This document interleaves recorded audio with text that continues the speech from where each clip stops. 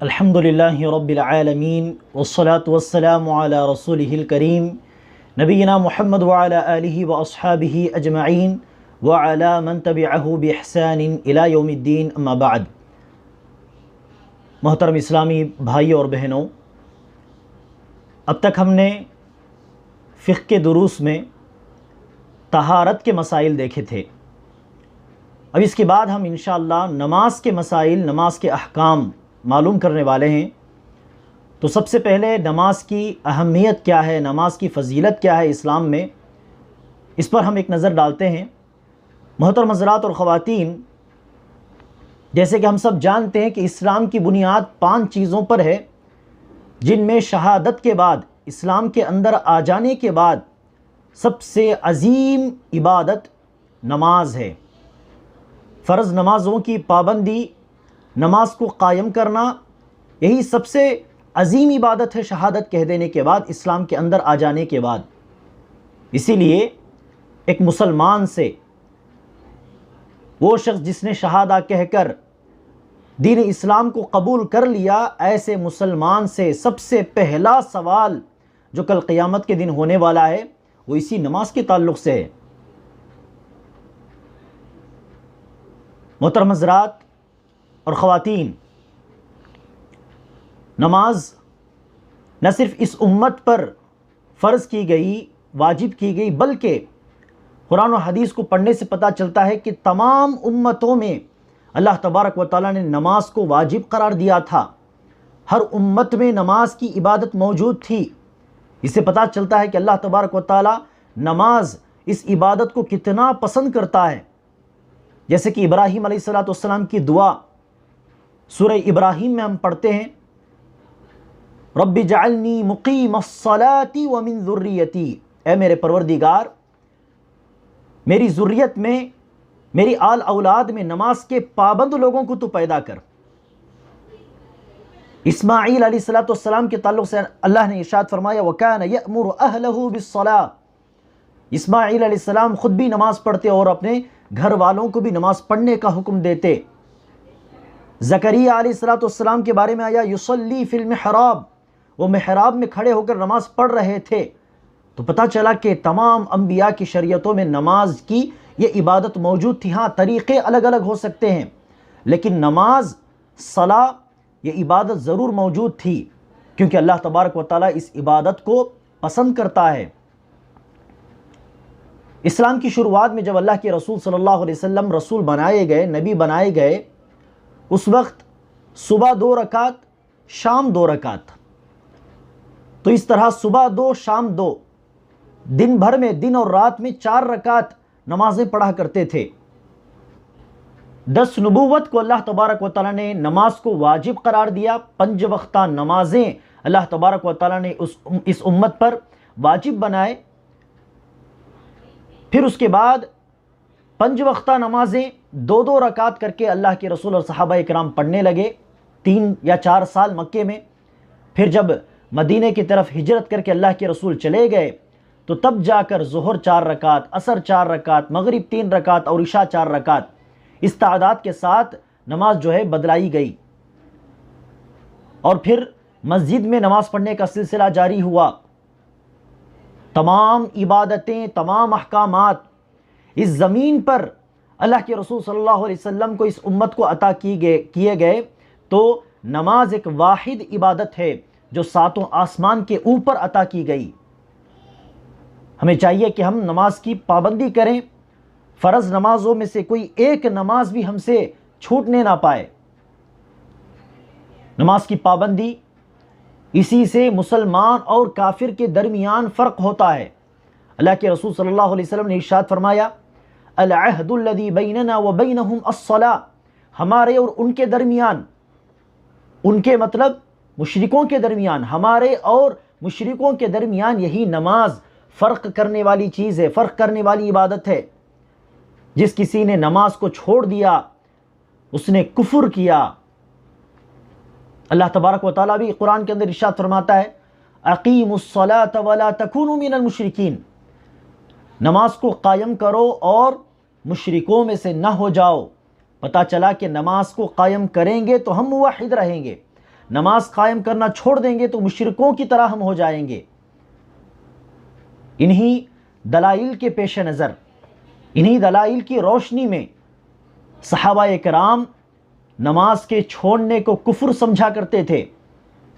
عبداللہ بن شقیق رحمہ اللہ وہ بتلاتے ہیں، کئی صحابہ کرام سے انہوں نے ملاقات کی، صحابہ کرام کے شاگرد ہیں، اسٹوڈنٹ ہیں، وہ بتلاتے ہیں کان اصحاب رسول اللہ صلی اللہ علیہ وسلم لا يرون ترک عبادت کفرا الا الصلاۃ، کہ صحابہ کرام کسی عبادت کے چھوڑ دینے کو کفر نہیں سمجھتے تھے۔ کسی نے صدقہ نہیں دیا اس کو کفر نہیں سمجھتے، کسی نے روزہ نہیں رکھا اس کو کفر نہیں سمجھتے، کسی عبادت کے چھوڑ دینے کو کفر نہیں سمجھتے سوائے نماز کے۔ نماز کے چھوڑ دینے کو صحابہ کرام کفر سمجھا کرتے تھے۔ اسی لیے ائمہ کرام میں مشہور ائمہ، امام ابو حنیفہ رحمہ اللہ، امام مالک رحمہ اللہ، امام شافعی رحمہ اللہ، امام احمد بن حنبل رحمہ اللہ، ان لوگوں کے فتاوے کیا ہیں جانتے ہیں آپ؟ اس آدمی کے تعلق سے جو فرض نمازیں نہیں پڑھتا، فرض نماز کے تعلق سے سست ہے، امام ابو حنیفہ رحمہ اللہ نے کہا اس آدمی کو جیل خانے میں ڈال دینا چاہیے، قید خانے میں ڈال دو جب تک وہ نماز کا پابند نہیں بن جاتا۔ اگر نماز کا پابند نہیں بنتا تو وہی اسی قید خانے میں وہ مر جائے۔ امام مالک، امام شافعی، امام احمد بن حنبل تینوں نے کہا جو فرض نمازیں چھوڑتا ہے اس کو قتل کر دینا چاہیے۔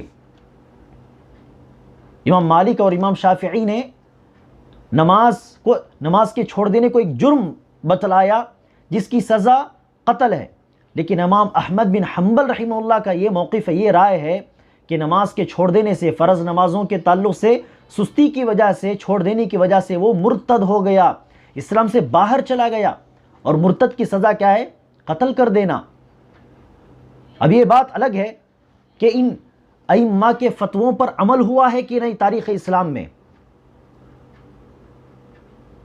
تاریخ اسلام میں ان فتووں پر شاید عمل نہ ہوا ہو، کسی مسلمان کو نماز میں سستی کی وجہ سے قید خانے میں ڈال دیا گیا ہو یا قتل کر دیا گیا ہو، شاید اس طرح کا کوئی واقعہ نہیں ہوا، کسی نے اس فتوے پر عمل نہیں کیا، لیکن ائمہ کرام کے یہ فتوے اس بات کی طرف ہماری توجہ کو پھیرتے ضرور ہیں کہ نماز کا چھوڑنا کوئی معمولی چیز نہیں، فرض نمازوں کا چھوڑ دینا کوئی معمولی چیز نہیں، بلکہ فرض نماز کے چھوڑ دینے سے بندہ کفر کے قریب چلا جاتا ہے۔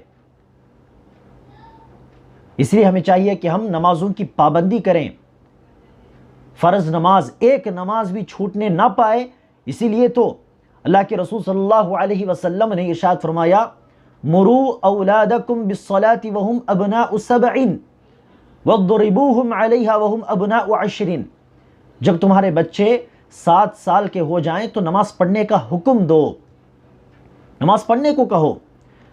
اگر 10 سال کے ہو جانے کے بعد بھی وہ نماز نہ پڑھیں تو مار کر نماز پڑھنے کا حکم دو، نماز کے خاطر تم اپنے بچوں کو مارو۔ اللہ کے رسول صلی اللہ علیہ وسلم جو کہ رحمت للعالمین تھے، سارے دنیا جہاں والوں کے لیے رحمت بنا کر بھیجے گئے، اور بچوں کے ساتھ تو اللہ کے رسول صلی اللہ علیہ وسلم کا تعلق بڑا ہی نرالا تھا۔ اللہ کے رسول صلی اللہ علیہ وسلم بچوں سے بڑی محبت کیا کرتے، کسی بچے کو کبھی اللہ کے رسول نے ڈانٹا نہیں، مارا نہیں۔ بچے گلی میں کھیل رہے ہوتے تو اللہ کے رسول صلی اللہ علیہ وسلم سر پر ہاتھ پھیرتے ہوئے جاتے، بچوں کو آگے بڑھ کر اللہ کے رسول سلام کیا کرتے۔ تو اتنا گہرا تعلق، نرالا تعلق تھا اللہ کے رسول کا بچوں کے ساتھ۔ لیکن اللہ کے رسول صلی اللہ علیہ وسلم کی زبانی ہم یہ حدیث دیکھتے ہیں کہ اللہ کے رسول نے کہا 10 سال کے ہو جانے کے بعد بھی وہ نماز نہ پڑھے تو بچوں کو مارو۔ کیوں اللہ کے رسول نے مارنے کا حکم دیا بچوں کو؟ کیونکہ نماز کا چھوڑ دینا کوئی معمولی چیز نہیں، وہ بچہ بالغ ہونے سے پہلے نماز کا پابند بن جائے، بالغ ہونے کے بعد ایک فرض نماز بھی اس بچے کی زندگی میں چھوٹنے نہ پائے، اسی بات کی تربیت دینے کی اللہ کے رسول تاکید فرما رہے ہیں۔ تو ہمیں چاہیے کہ ہم خود بھی نماز کے پابند بن جائیں اور اپنے بچوں کو بھی نماز کی پابندی کی طرف رغبت دلائیں۔ نماز کا چھوڑ دینا کوئی معمولی چیز نہیں ہے، یہ بات ہمارے ذہن میں بھی تازہ ہو اور اپنے بچوں کو بھی ہم اسی نہج پر ان کی تربیت کریں۔ نماز کے پابند بنائیں اپنے بچوں کو۔ اللہ تبارک و تعالی مجھے اور آپ کو اس بات کی توفیق عطا فرمائے۔ فرض نماز وقت مقررہ پر واجب کیے گئے ہیں، چاہیے کہ ہم انہی اوقات میں ان نمازوں کی پابندی کریں، ان نمازوں کو ادا کریں۔ انشاءاللہ ہم اگلے درس میں دیکھیں گے کہ فرض نمازوں کا وقت کیا ہے، کیسے پہچاننا چاہیے وقت کو۔ تو اللہ تبارک و تعالی نے فرض نمازوں کو وقت مقررہ میں واجب قرار دیا، جیسے کہ اللہ نے کہا ان الصلاۃ کانت علی المؤمنین کتابا موقوتا، کہ نماز مومنوں پر ایک وقت مقررہ میں واجب ہے، ہر نماز اس کے خاص وقت میں ادا ہونا چاہیے۔ ان نمازوں کی اگر ہم پابندی کر لیں گے تو اللہ تبارک و تعالی ہم کو کیا ثواب دے گا؟ ایک نماز جس میں ہم سورہ فاتحہ کی تلاوت کرتے ہیں، ایک ایک حرف کی تلاوت پر اللہ تبارک و تعالی ہم کو 10 نیکیاں عطا کرے گا۔ اللہ کے رسول صلی اللہ علیہ وسلم نے ارشاد فرمایا من قرأ حرفا من کتاب اللہ، اللہ کی کتاب میں سے کوئی ایک حرف پڑھ لے، الحمدللہ کہہ لے، تو الحمد میں 5 حروف کی ادائیگی ہوتی ہے، تو الحمد کہنے پر 50 نیکیاں ہم کو مل گئیں۔ تو اس حساب سے آپ دیکھ لیں کہ سورہ فاتحہ کے اندر جتنے حروف ہیں ان کے بدلے میں ہم کو کتنا ثواب ملے گا۔ اور یہ سورہ فاتحہ ہم صرف فرض نمازوں کا حساب ہم ڈالیں تو تقریباً 17 مرتبہ ہم ایک دن میں سورہ فاتحہ پڑھتے ہیں فرض نمازوں کے اندر، 17 رکعتوں میں 17 مرتبہ۔ تو ذرا حساب ڈال کر دیکھیے ایک سورہ فاتحہ میں کتنے حروف ہیں، تقریباً 150، تقریباً 140 سے 150 حروف۔ اس کو 10 کے ساتھ ضرب دیجئے، اللہ تبارک و تعالیٰ چاہے تو 10 سے 700 تک بھی ہم کو نیکیاں دے گا، اور اس کو 17 کے ساتھ ضرب دیجئے۔ سورہ فاتحہ کے علاوہ ہم ذکر و اذکار کرتے ہیں، دعائیں پڑھتے ہیں، دوسری سورتیں پڑھتے ہیں، تو ایک دن میں فرض نمازوں کے ذریعے ہم کو اللہ تبارک و تعالیٰ ہزاروں نیکیاں، اللہ چاہے تو لاکھوں نیکیاں عطا کرے گا۔ تو نمازوں کے ذریعے ڈھیر سارا ثواب بٹورنے کا بہت بڑا انعام اللہ تبارک و تعالیٰ نے ہم کو دیا ہے۔ نمازوں کی پابندی ہو تو اللہ تبارک و تعالیٰ ہمارے گناہوں کو معاف کرے گا۔ اللہ کے رسول صلی اللہ علیہ وسلم نے درخت کی ٹہنی لی اور اس کو اللہ کے رسول صلی اللہ علیہ وسلم نے ہلایا تو سارے پتے نیچے گر گئے۔ اللہ کے رسول نے کہا اسی طرح نماز کی پابندی، 5 وقتہ نمازوں کی ادائیگی سے گناہ نیچے جھڑ جاتے ہیں، گر جاتے ہیں۔ اللہ کے رسول نے صحابہ کرام سے پوچھا، کسی کے گھر کے باہر ندی بہہ رہی ہو اور اس ندی میں 5 بار وہ بندہ نہاتا ہو، کیا میل کچیل بدن میں بچے گا؟ اللہ کے رسول صلی اللہ علیہ وسلم نے جب یہ پوچھا، صحابہ کرام نے کہا نہیں۔ اللہ کے رسول نے کہا اسی طرح 5 وقتہ نمازوں کی جو بندہ پابندی کر لے، اللہ تبارک و تعالیٰ اس کے گناہوں کو اسی طرح دور کر دیتا ہے۔ تو ہمیں چاہیے کہ ہم نماز کی پابندی کریں، ثواب کی امید کے ساتھ، فرض کی ادائیگی کی شعور کے ساتھ۔